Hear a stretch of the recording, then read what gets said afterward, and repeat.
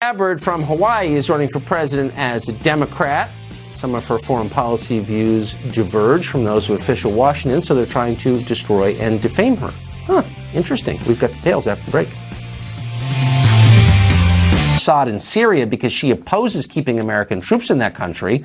Wow. She's also been accused of bigotry for opposing gay marriage in 2004, when, by the way, Barack Obama and Hillary Clinton and every other major Democrat opposed gay marriage. So what is this really about? Glenn Greenwald is good at thinking through what things are really about. He co-founded The Intercept, and he joins us tonight. Glenn, this is not a defense of Tulsi Gabbard or endorsing all of her views or whatever, but I'm just watching this and I'm thinking, when did Tulsi Gabbard get to be the enemy of everyone? What is going on here? So, yeah, I'm not a supporter of Congresswoman Gabbard's candidacy. There are some really legitimate and serious concerns that I have that have been raised by the real left, not the Democratic Party liberals, about some of her support for the war on terror, her affinity for Hindu nationalism in India, her affection for some really terrible dictators that I think she should answer for and be clear about.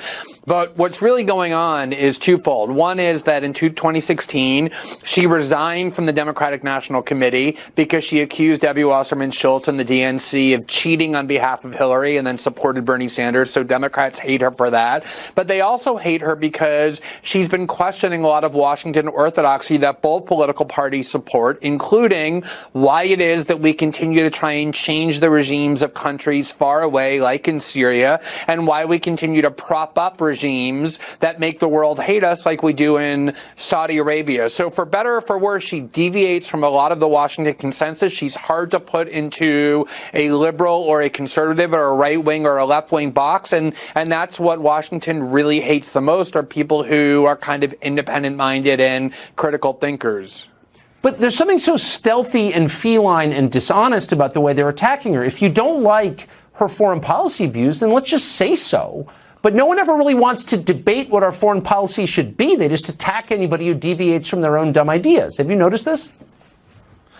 Yeah, well, so I think there's one particular smear that has become extremely pervasive in U.S. discourse that is central to sustaining the United States as a country that's at endless war, which is if you don't support a particular war that Washington wants, to remove a particular leader, you get accused of being a supporter of that dictator. In 2002 and 3, people who were against the Iraq war were accused, often on this network, but others as well, of ridiculously accused of loving Saddam Hussein. People who opposed the intervention in Libya in 2011 were accused of being apologists for Colonel Gaddafi. And now Tulsi Gabbard is being accused of being a supporter of someone that she actually called a brutal dictator, Bashar al-Assad, because she's asking why it is that we are spending $1 billion a year, or were, arming rebels who we don't know, trying to remove the leader of a foreign country, and engaging in all kinds of policies that are actually worsening